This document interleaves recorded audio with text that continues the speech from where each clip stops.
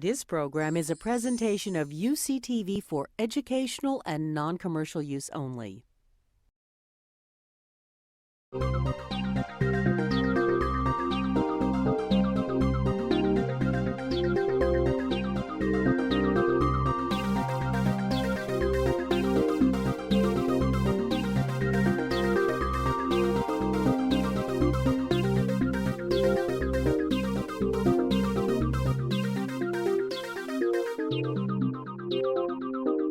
Welcome to A Conversation with History. I'm Harry Chrysler of the Institute of International Studies.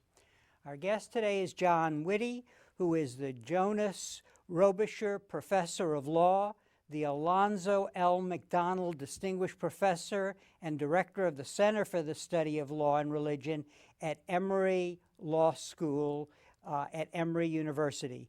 He is the 2011 Jefferson Lecturer on the Berkeley campus. John, welcome to our program. Thank you very much. It's good to be here. Where did you go to college, and what was your major in?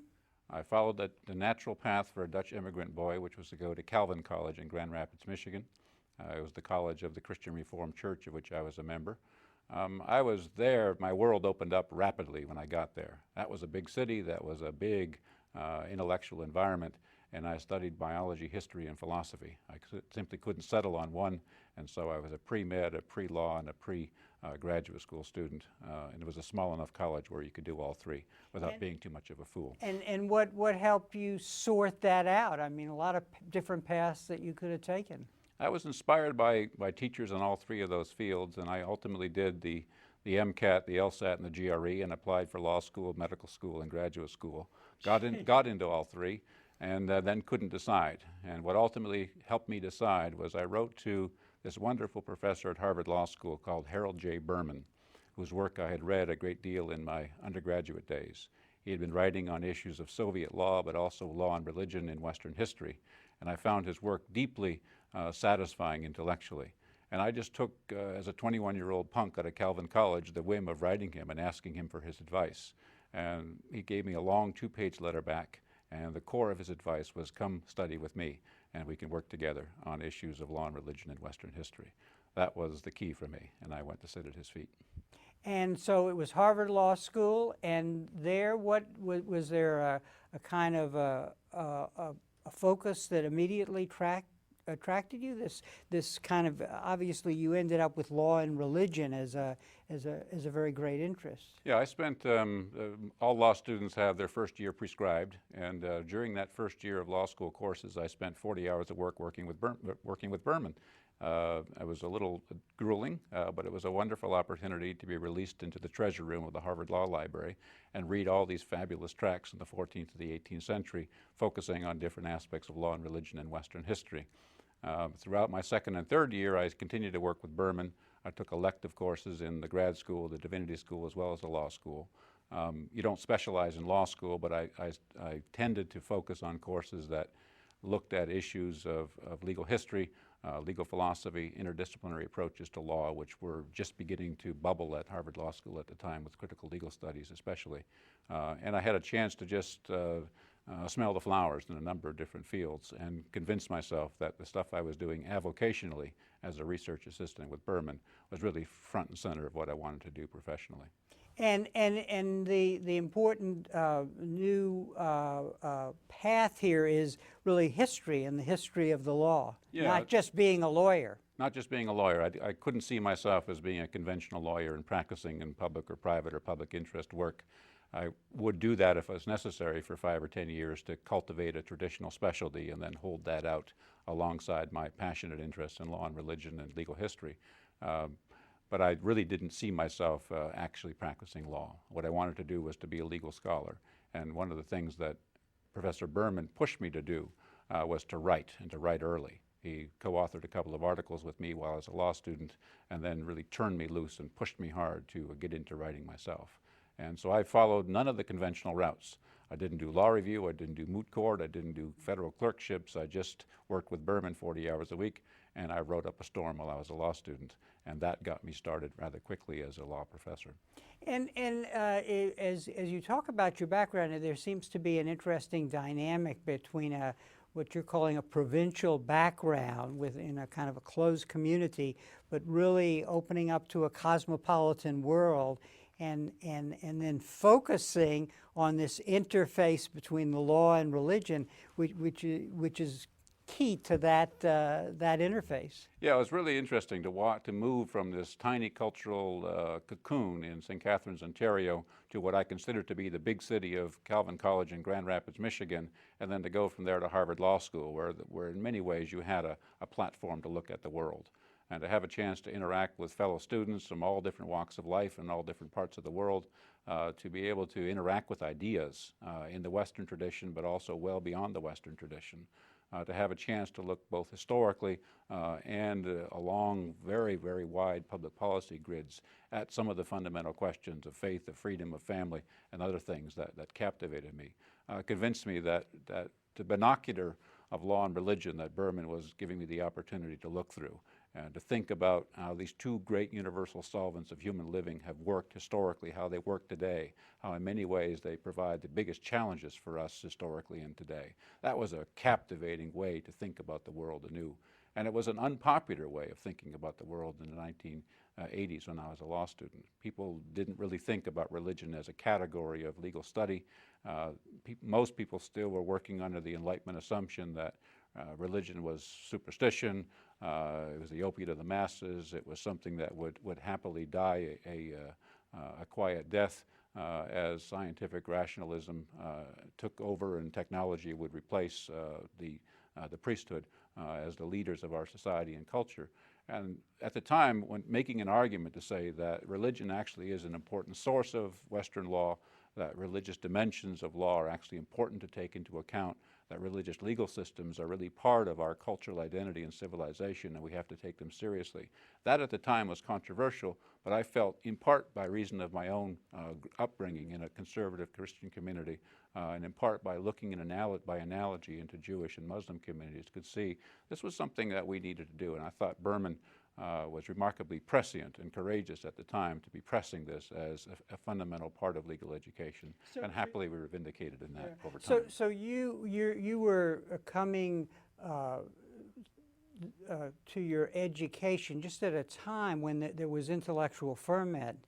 Let's talk a little about that, because the reigning notion had been, well, law is an isolated set of studies, and that it's really, you quote Holmes in one of your articles, it's really from experience that we get the law. It's not from natural law or from any other sectors of society.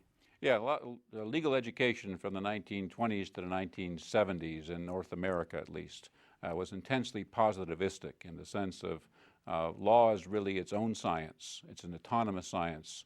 What we're looking for is the instruments, the techniques of law, and how law emerges, to what extent it's influenced by or has influence on other dimensions of life, to what extent we want to take into account any other institutions besides the state in the operation of law. We're all considered to be taboo subjects. In the late 1960s and 70s, there was the rise of interdisciplinary legal study. Some of that on the back of legal realism that had challenged this notion of autonomous legal reasoning, but a lot of it with the rise of recognizing that holistic understandings of knowledge had to also apply to law, that law properly had to be understood in concert in conversation with other disciplines. And we were just beginning to see interdisciplinary legal study emerging. Law and economics was the first one, law and politics a second, law and literature a third. These were suddenly new areas of interdisciplinary discourse that were beginning to be accepted into legal education and began to fracture the traditional legal positivism paradigm. The law and religion movement that Berman and others were starting in the 1970s built on the momentum of that interdisciplinary legal studies movement altogether. And what was going on in society, in your mind, that accounts for this change of thinking? Because one always wonders what makes for intellectual ferment, for new paradigms, new ways of looking at things. Yeah, it's a good political scientist question, of course. It's, I mean, I think one was simply the exhaustion of the legal positivist paradigm as just methodologically impossible to maintain, and the recognition that these doctrines don't just sit. They're not just isolated icons. They have to really be thought about in context. Part of it was the Marxist critique of law that began to challenge some of the economic and sociological assumptions that were being made in legislation and litigation. Some of it was a kind of new approach of psychologists and anthropologists who began to look at law as very much part of a cultural and civilizational fabric. Part of it was feminist critiques of law that began to challenge a lot of the patriarchal assumptions that were explicit or latent in legal institutions. And I think part of it was simply the new holism that was beginning to emerge in epistemology, where people were beginning to say, look, in order to understand life, in order to understand a big institution like law or religion or the economy or things of comparable heft, we really needed to have a kaleidoscopic methodology. And I think all of those converged together in higher legal education to force people to try to develop new paradigms. And interdisciplinary legal study was the beneficiary of that in the 1970s and 80s. What is the skill set involved in the kind of work that you do? Obviously a knowledge of the law, but you clearly come to the profession at a time when interdisciplinary skills are very important, and it would also seem that comparative skills are very important. It's not just what's happening in Christianity or Judaism, but also Islam. Yeah, it's, I mean, you have to remember interdisciplinary legal study is about legal study. And first and foremost, what we're doing for people coming through a law and religion focus is to prepare them to be lawyers. In any walk of life, in any profession or any institutional structure, they've got to learn the basic black letter rules and tools of contracts and torts and property and constitutional law. They have to learn the basic methods and matters of legal science, methods of reasoning, methods of evidence collecting, methods of building and breaking down arguments. They have to understand that they're part of a long tradition and understand what precedent means and how to apply it. There's no substitute for that in any interdisciplinary legal approach that betrays those fundamentals of the profession, really in many ways betrays itself over time. So what we do is we add a dimension to education that says that religion has been an important historical source for many of our legal ideas, for better or for worse. That religion is a dimension of life that has to be taken into account when you look at how a legal institution or system as a whole operates, and that religious communities themselves have legal systems, halakha within Judaism, Sharia within Islam, canon law and ecclesiastical discipline within Christianity, and that these are massive nonprofit organizations, global in their sweep, that have internal mechanisms of law that have to be understood, and that we have to understand the relationship between them and state law. We have to understand the religious freedom claims that those individuals and groups make on the strength of their religious convictions and religious institutional apparatus. And we have to understand how to broker the inevitable tensions one has between different religious communities' understandings of law or their own particular religious legal system with each other and with the state. And then I think finally, the real question is trying to sensitize people to the reality that law and religion is simply one example of interdisciplinary legal study. That to do this right, like to do legal education in general right, you have to have very strong peripheral vision. You have to understand law and economics. You have to understand law and sociology, law and politics, law and literature. The best lawyer who's trained is always trained at least to have very, very powerful peripheral vision, that even if he or she is specialized in a given area of law, like law and religion, you have to be sensitive to and have enough peripheral vision to understand what's there on the outside of your discipline. Law is a big universal solvent of human living. Law is a huge science that has to be mastered. And even if you specialize, you've got to have enough sense of when you don't know. You refer at one point in one of your essays to kind of a binocular vision when it comes to understanding the interface between law and religion. Talk about that, because the trajectory in the past was to focus on one or to focus on the other? So part of it's just a clever image to try to get people to recognize that when you're looking at, especially an historical phenomenon or a movement, say the 16th century Protestant Reformation, you can't just look at that through theology or through doctrine or through liturgy. And you can't just look at that as the time of the reception of Roman law or the transformation of the Roman Empire, the Holy Roman Empire, or the rise of the legal profession. In many ways, what you're interested in is taking a binocular vision of that movement, of that period, and saying, how do these two feed each other? In many ways, it's a species of the question you asked me a few minutes ago, what caused the change in the 1970s and 80s toward interdisciplinary legal study? This is a spin on that question, which is, to what extent, if you put law and theology together, if you look at this through the lenses of both the professional legal historian and the professional church historian, what do you see in the 16th century that's distinctive, and how do they feed each other? It's that image that I acquired initially as an historian that I'm trying now to train on modern questions of family, for example, family being both a legal and a spiritual institution, issues of education, which in many ways has both religious and secular dimensions, issues of charity and the like.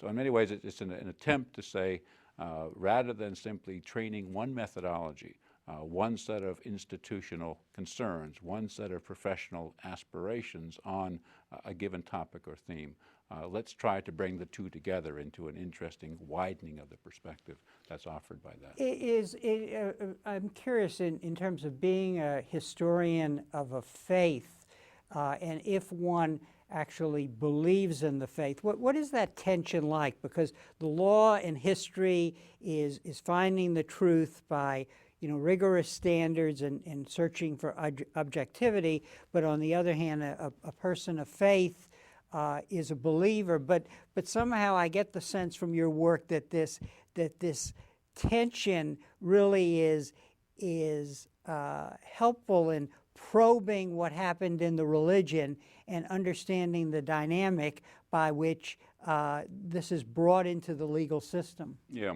that's a big question. We could be here a little while. First of all, objective historiography is a wonderful thing to do in the classroom, but it's not really easy to do in practice. So people bring their blinders, people bring their prejudices and preferences, and that's simply part of the epistemology of being an historian. Secondly, I would say I'm not an historian of a particular Christian community or a particular tradition of thought. I'm really an historian of the West. I happen to study the two millennia of the Common Era, sometimes dipping into ancient Greek and Hebrew and Roman texts, and increasingly, as I've gotten a bit older, trying to look beyond the West for analogy, for competing perspectives, for different ways of thinking about things. I'm interested in this in part as a person of religious faith who wants to find a way of reconstructing some of the wisdom of my particular tradition of Christianity and making it applicable to a modern pluralistic world, where there is no longer an assumption of a Christian magistrate, when there's no longer an assumption of an established religion, and when there's intense pluralism, and people's argument from faith or from a canon or from a tradition is simply the start rather than the end of the conversation, that in many ways developing the rational logic to make this wisdom of the tradition applicable and useful to broader pluralistic society. So part of my exercise is that.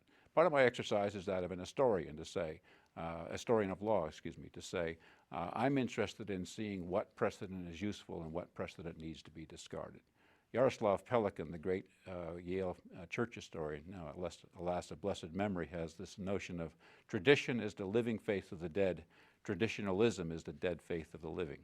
And I like the idea of traditions being something that grows, understanding where we came from, understanding where we're going, and trying to find the mechanisms, the methodologies, the responsible ways of moving the growing end of the tradition to accommodate new realities, to purge injustices of the past.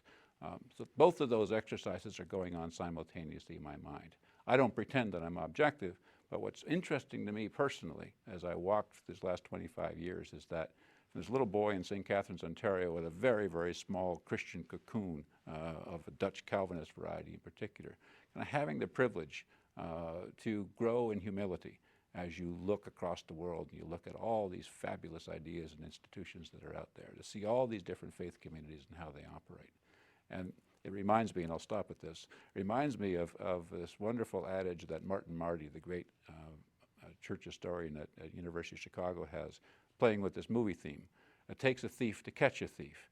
And his flip on that is it takes a person of deep religious conviction to appreciate the deep religious conviction of another. You learn by analogy, and you appreciate, tolerate, respect the rights of, and support the existence of the other, just because by analogy you can see what they're doing and why they're doing it.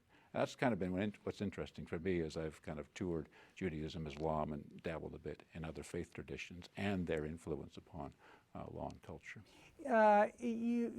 One of the conclusions that I think you've come to as I read some of your essays is really that there is a lot of commonalities in the law and in religion, that these are two domains that in some sense mirror each other. There are a lot of similarities that have evolved over time. Yeah, I mean, we share certain concepts. I mean, covenant and contract, justice and righteousness.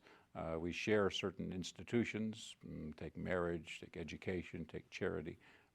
We share a number of methods. I mean, how to parse a text, how to build a tradition, how to create a canon, how to reason responsibly from text and tradition to modern prescription or principle. We share a lot of institutional structures. I mean, religious communities are organized as corporate entities in many ways and have government structures that sometimes are analogous to that which prevails in the state. Historically, sometimes these overlap. They were the same. Today, they're often differentiated. And so what I'm interested in is kind of looking at that creative interplay and then taking again the binocular angle. In many ways, when we're talking about an agreement that we have together, from a religious side, it's a covenant. From a legal side, it's a contract. And what's interesting is the convergence between those two, or the overlapping consensus and the creative tension between those two. We talk about redemption and rehabilitation as ways of moving beyond a point of conflict and coming back into community. Well, from a religious side, this has some really interesting liturgical and other institutional and psychological elements. On the legal side, there's a lot of methodology in that and institutional responsibility that follows. So part of what I'm interested in is to look at those binaries, especially where there's creative tension. I would be curious, because you seem to be well positioned to give us some insights on this. What does creativity look like in the law, and what does creativity look like in religion itself, the practice of religion, and or can they be compared at all? That's interesting. That's an interesting question. Well, we're both working out of traditions.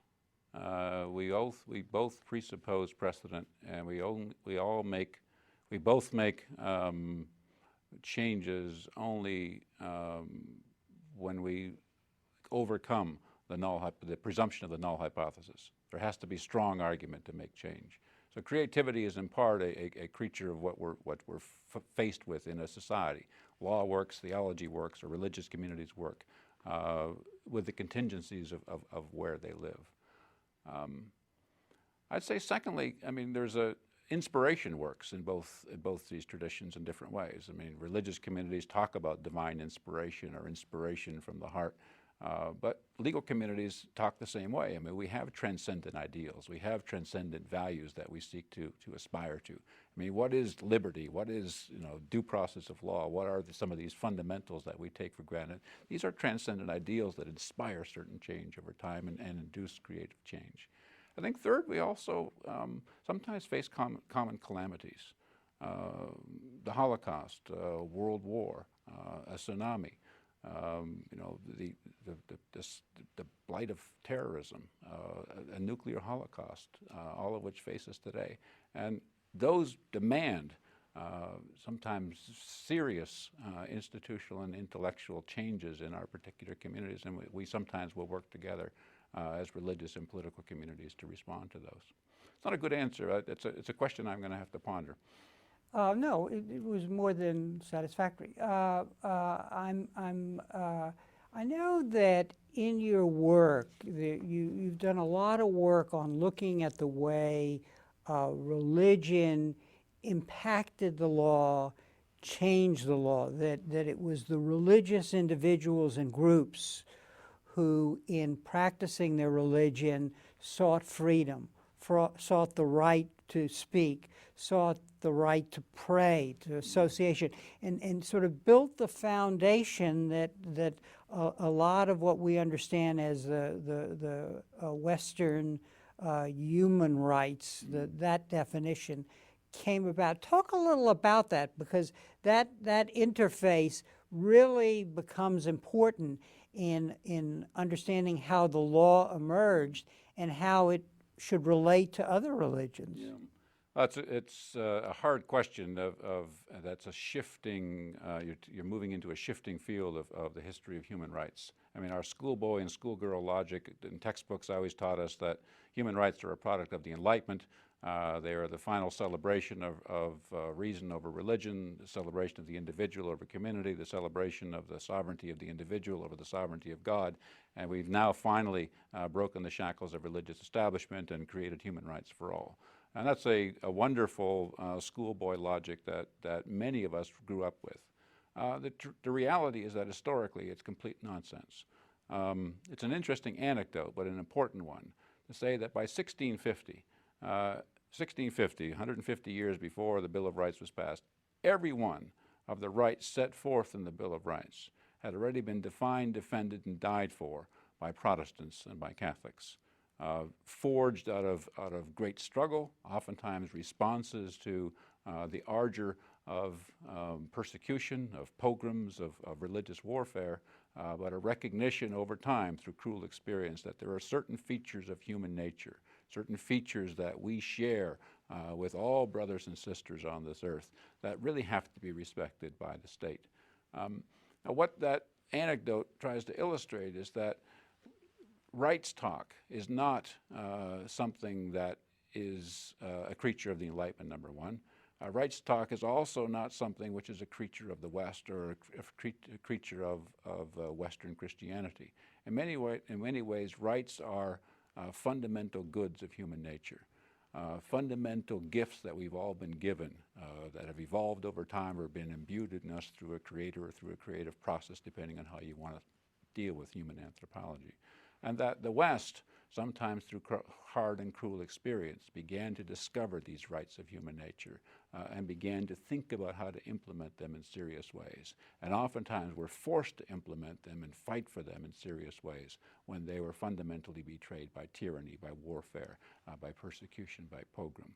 And that we can find, if you look at the history of the West, we can find rights talk already in the Hebrew Bible, in some of the early Roman law texts, in medieval canon law, in early modern civil law and common law, and in many ways the Enlightenment is living off of the capital of the intellectual discovery and institutional implementation of rights that the West had, through long and hard process, come to discover.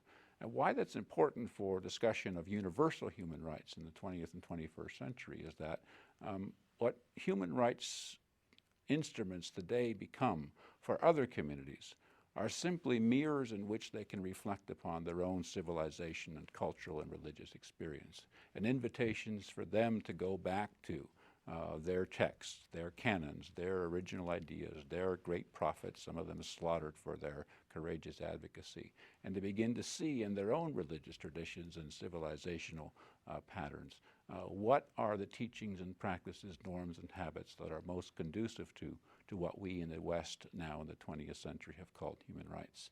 And the interesting thing that's going on, and one of your prior guests, my dear friend and colleague Abdou An-Naim, calls a hermeneutic of human rights that's beginning to emerge in different parts of the world, with Judaism, Islam, Hinduism, Buddhism, Confucianism, Taoism, even traditional communities beginning to use this human rights as mirror image to begin to look back at their traditions, to reclaim their own voices in the human rights discussions, and then to criticize some of the formulations of human rights that we have as purported universal statements after World War II, and to begin to make particular claims to their unique understandings of what human nature demands and needs in the 21st century. So building this edifice of a lawful society where religion is respected, it involves hard work.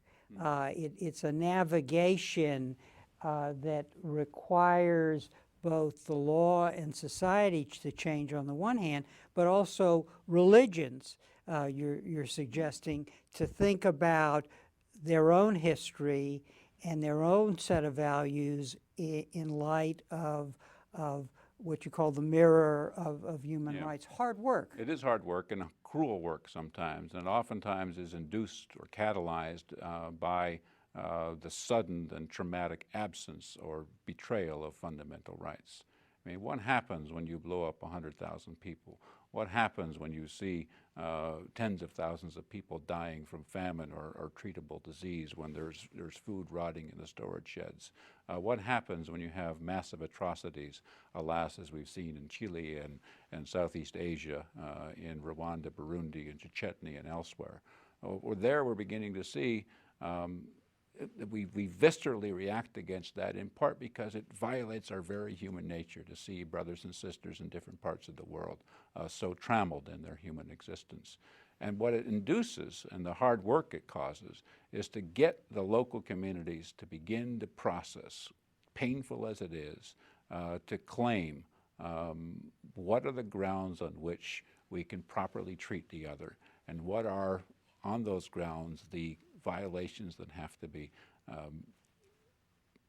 what are the violations that have to be both advertised, indicted, and then ultimately pursued for remedy. And I think what's happening, interestingly, in different parts of the world today, see the democratic revolutions in the Mediterranean basin, and North Africa, all the way out to Libya, Yemen, and elsewhere, from Libya to Yemen and Bahrain and elsewhere, is that each of these communities is going through this hard experience now through revolutionary fervor. Some of them are prepared, some of them are not prepared to accept the human rights that they're advocating.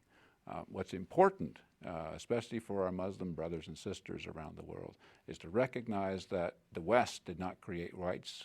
Western Christian paths to discovering rights are not translatable into other religious communities. And Western formulations, constitutional formulations of rights, are not exportable entities that simply can be put in place in these communities as the be-all and end-all. Every community has to discover for itself. Every religious tradition has to discover for itself the resources it has to put in place the rights that ultimately are going to respect the fundamentals of human nature. And that's going to be a creaky, a painful, an arduous, sometimes a centuries-long process, as it was in the West. But every community, I think, eventually will get there. And help us understand more what this work involves. In a way, in a particular religion, it seems to be in part a struggle over power.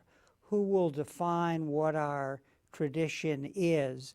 Which texts will we look to? What is the interpretation of those texts? So this is kind of the work that takes time, it takes argument, and it takes persuasion, but it can also be a bloody conflict within any particular religion. Sure. And you put your finger right on the hardest part at the beginning, which is the power. Those who hold the power are not interested in changing institutional structures that have propped them up in that power. And oftentimes it takes not just persuasion, but serious pressure and sometimes revolutionary fervor and outright revolution and warfare to remove power brokers that stand in the way of the realization of rights. Whether they're religious or political or cultural, tribal leaders, these folk are not going to give up easily. And a mere argument out of John Locke's 2 treatises on government is not going to convince them. And a mere argument to say, but it's going to be good for your people and think of what's going to happen to them once you give them their full human rights is not going to work either. It takes violence, unfortunately. Violence is a necessary, at least an essential and sometimes a necessary condition for the move toward democratic government and human rights vindication on the ground. And the one virtue we have in the 21st century globalized world with its transparent media is that it's not so easy for tyrants to continue to sit without accountability to the world. And so one of the things that human rights does in international diplomacy, and forgive me for treading on your own area of expertise, it mobilizes shame. It allows for diplomatic pressure. It allows for sanctions and other kinds of pressure that don't rise to the level of violence, but nonetheless make it very uncomfortable for tyrants to sit comfortably in their seats, trammeling the rights of the people under their authority. It also provides ballast and enthusiasm for those that would advocate, ideally by peaceable means, but oftentimes necessarily by tense and sometimes violent means, to begin to prop that tyrant off of his throne and to put in place a more responsible government that's consistent with the rights of the people. But this is hard work, and in religious communities especially, the mechanisms for change, especially in hierarchical communities, just aren't easily there. I mean, it takes reformations. Reformations have occurred in the history of Christianity since the 3rd and 4th century. It's not just a Protestant Reformation. Reform movements have been a perennial part of Christian identity in the West, and some of them have turned into violence. Some of them have resulted in huge dislocation of people and deprivation of property and loss of life. That's part of the process, and unfortunately our Islamic, Hindu, Buddhist and other friends are experiencing the same things around the world now. What is the responsibility on the other side? That is, looking at it from the perspective of the human rights advocates, the people who sort of embody, you know, all of the rights that we've achieved. So in this interplay between religion, you know, and the Western notion of rights, what is the responsibility of those individuals and the law that they represent to be sensitive to what's going on in these religious communities and to be respectful of where those religious communities are, even as we would desire change on their part to come closer to the mirror of human rights values? Well, there are two pieces to that. One is, you know, what obligation befalls the democratic human rights revolutionary in the first place, regardless of the object of his or its or their or her advocacy. And I would say there we have, I think, Martin Luther King as a shining example, who always insisted that the first way to advocate for human rights is to live them yourself and not to violate the human rights of the other, including the tyrant on the throne, in the name of some cause that ultimately betrays the very thing that you're doing. You've got to respect basic rights of other people, including the enemy, including the other whom you're trying to displace. So I think that's a lesson that's really powerful for human rights advocates in general as they press for democratic revolution, to try to do this with as much deference to the universal claims that they themselves are trying to make in the particular moment of the people that they're going after.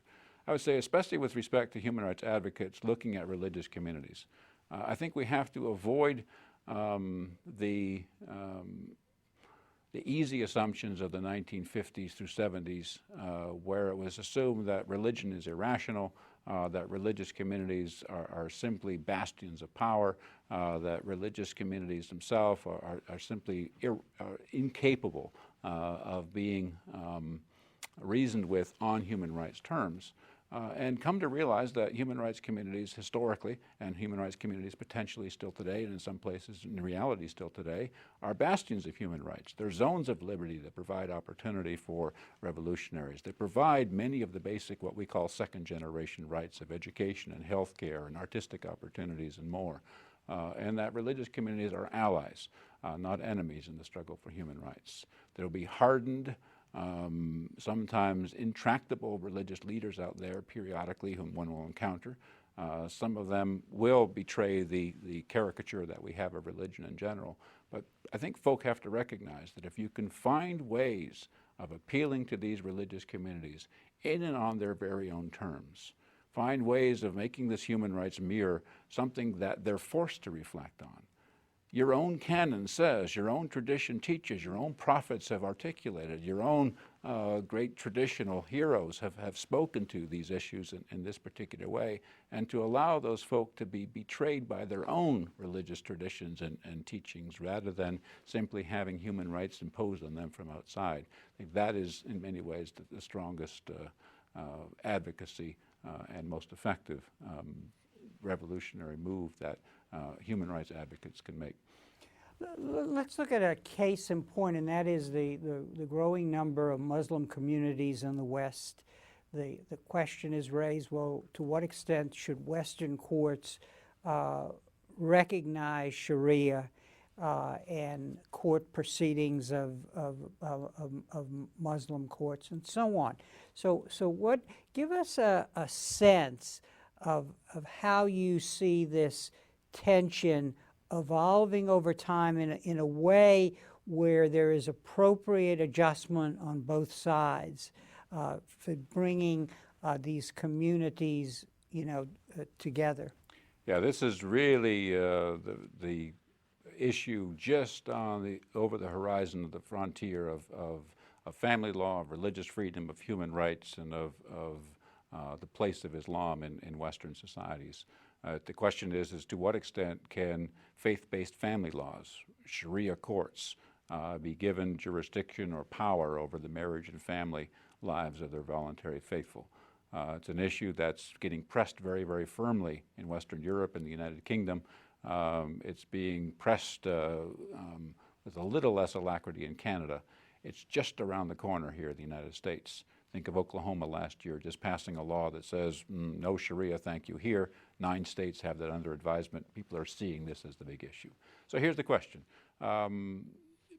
Marriage and family law has transformed over the last 50 or 60 years in the United States, in part through new understandings of sexual liberty, personal autonomy, privacy, and the institutional requirements for what marriage is or what a proper domestic relationship is have dramatically changed and been thinned compared to their traditional form.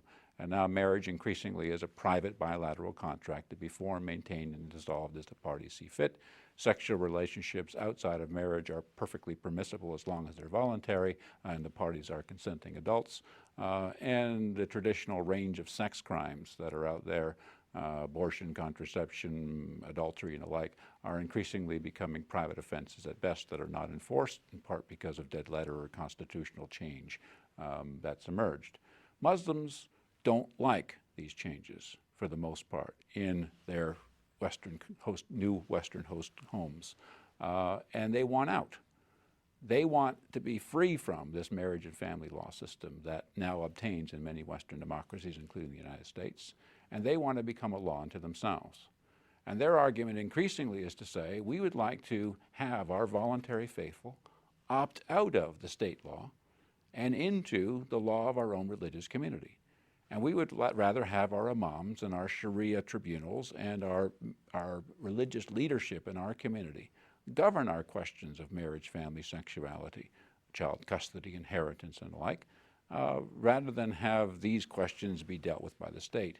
And if we have our voluntary faithful who accept our jurisdiction over marriage, we don't want any one of them appealing to the state when we judge against their interest and they all of a sudden seek relief from a local state or from a federal court. And their argument is that we'd like to have that autonomy, because actually Jews have that. They have their halakha, they have their bedin. Christians have that. They have their ecclesiastical courts that deal with marriage and family questions, and we want to have that too. And if we don't like those two examples, native peoples, traditional tribes, they have their tribal rulers, they have their ancestral laws, and they operate their own legal systems. And we want that autonomy as a matter of religious freedom, as a matter of personal autonomy, as a matter of basic individual rights, equal protection, due process of law, and as a matter of simple cultural coexistence or multiculturalism as the political. The argument they're pressing is an argument that so far has gotten nowhere in North America. But that argument is going to be increasingly in the courts and in the culture wars over the next 20 or 30 years. As Muslim communities grow, as state laws of marriage and family get thinner and thinner, as different forms of marital pluralism, de facto or de jure, are in place. We have domestic partnership arrangements, we have civil unions, we have covenant marriage in a few states, we have traditional heterosexual monogamous marriage, we have same-sex marriage. Why can't we have, in the off-the-rack models that the state holds out, religious marriage, that a party can simply take that bundle of rights and privileges that the state puts in place and use those for their system? That issue is going to be pushed over the next 20 or 30 years, and I think we're going to have to develop resources to start dealing with it responsibly. One of the things that comes out in your essays and also in our conversation here is this this separation of religion and the law in the past led to a kind of a general misunderstanding or a lack of appreciation of the dignity of the other, basically. And so, and because when one looks at the issues, let's say in the United States, where religion seems to be a factor, it's issues of gay marriage, it's issue of abortion. I think it originally started in the question of busing in religious schools. So the interesting problem here is, how do we restore a sense of the other and their dignity and where they're coming from as we prepare to argue about which direction the law should go in the general society. And this then also applies in the international context, where we, it's even harder to appreciate what Hindus or Muslims or whatever might want because of their traditions. Yeah, well, that's again a set of hard questions and observations. I think a lot of us grew up with another schoolboy and schoolgirl logic, which was strict separation of church and state, and that America's First Amendment teaches that there must be a high and impregnable wall of separation between the religious and the secular, between religious or church autonomy and what the state does, and the two should be as separate as possible. And political life, the public square, laws, legislation, laws by legislation or by judicial decision-making had to be done free from any religious preferences, premises, or preferences. We oftentimes, both in our domestic policy as well as in our foreign policy, took that as a given about how religion existed. It was the private hobby horse for the superstitious, and it was something interesting that they could do and they had freedom to do, but it couldn't have any effect upon public life. And we would suspect anybody that made religious arguments about legal and political matters, and we would suspect any politician that would involve him or herself actively in a religious community.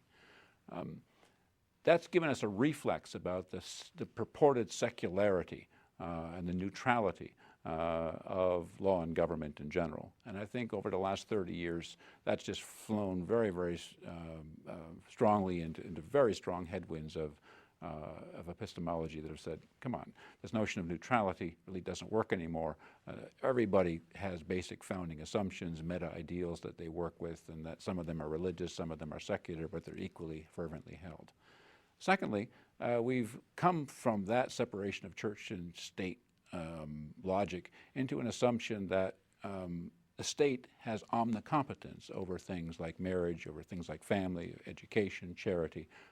Religious communities may want to do that themselves, but the state really has exclusive authority over this, and cooperation between the two shouldn't exist. And over the last 30 years, we've come to realize, with the pervasiveness of the state's presence in society and the activity of religious communities in society, that there are plenty of areas where they overlap.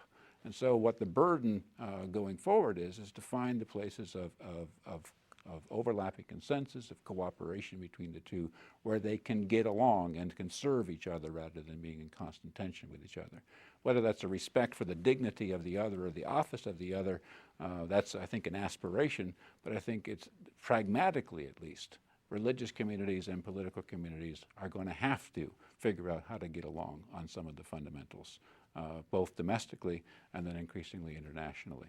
And marriage and family questions that we just talked about a few minutes ago, education questions, charity questions are areas where we're renegotiating those boundaries. And it's in this awkward business of faith-based initiatives and this funny business of religious legal systems dealing with marriage and family. It's the constant renegotiation about the boundary between public and private schools. Those are going to be perennially contested zones of blurriness that happily I think we have the mechanisms to continue to negotiate day by day and over time. But I think we're going to have to just get over the lie that religion and law are hermeneutically and hermeneutically separate, and that religious and political institutions can live in completely separate, indistinguishable spheres. The overlap is inevitable, and finding the hermeneutic to allow them to interact responsibly, maintaining the integrity of each side's responsibility in society, I think is the goal. The tension here, it seems to be on the one side, we can have fanaticism and prejudice emerging from one or another of the actors. On the other hand, we see things like humanitarianism, charity, you know, a fellowship for the other, and so on. Is there an ideal lever here helping us to move down the right path to negotiate these contradictions between what can be the dark side of religion, you know, which is a piece, but that is present in different places and different times. But on the other hand, you know, the real virtues and strength that are brought by religion to the law. Yeah, I think the lever is being constructed as we speak, and is being constructed case by case, issue by issue, area of competence, and area by area of competence. I don't think there's a one-size-fits-all for this. Secondly, I think it's increasingly obvious that the fundamentalists, political fundamentalists and religious fundamentalists, who are utterly dogmatic about the certainty of their positions, simply can't play in this game and need to be excluded. And in that sense, the Constitution in the United States, through its Establishment Clause, provides, I think, very, very strong support that needs constantly to be there. I think third,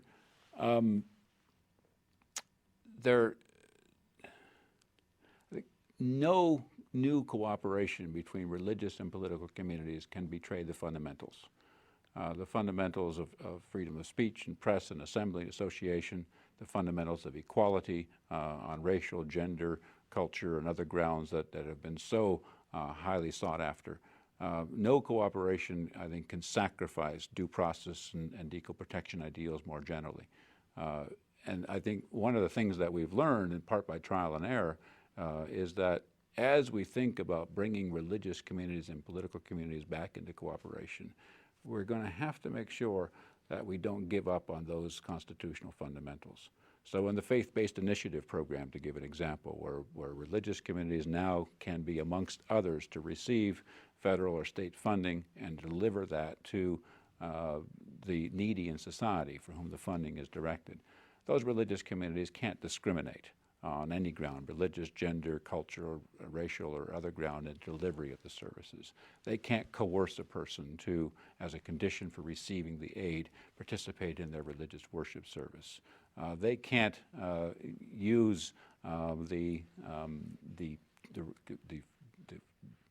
funds that have been directed to them by the federal or state government and divert them to the support for their religious worship or the collection of religious obligations and the like.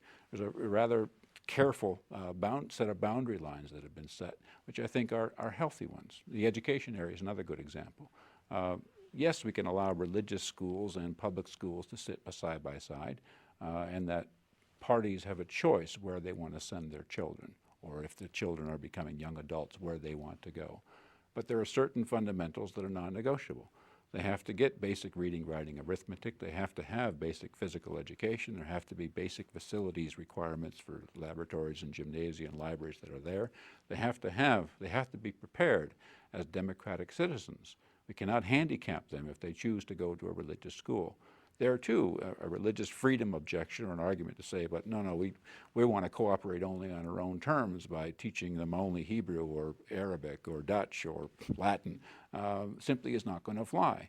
And there too, I think we have made the kind of pragmatic adjustments, the construction of at least one lever, to make this cooperation work. And those are hard things to construct, and it's a malleable instrument that's going to be renegotiated from time to time.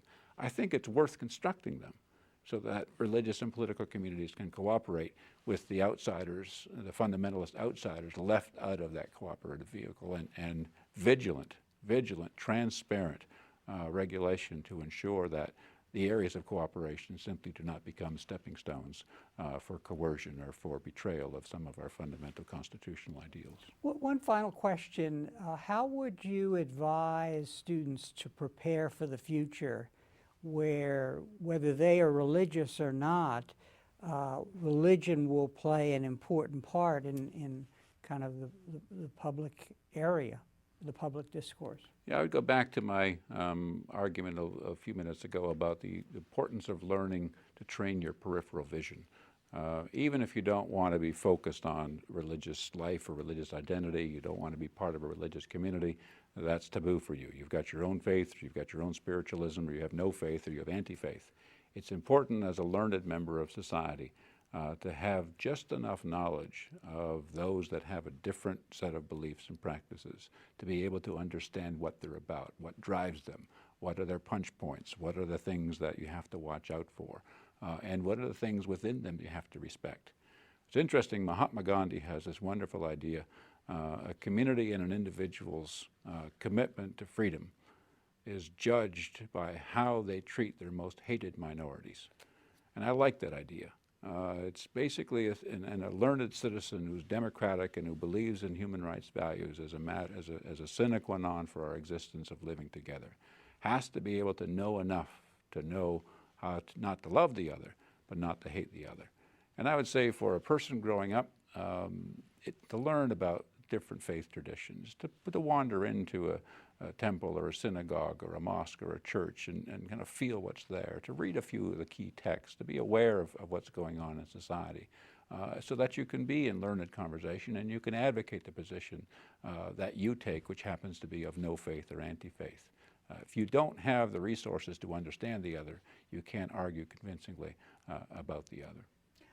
On that note, John, thank you very much for this fascinating discussion. Thanks so much for having me. And it was a great pleasure to have you on our program. And thank you very much for joining us for this conversation with history.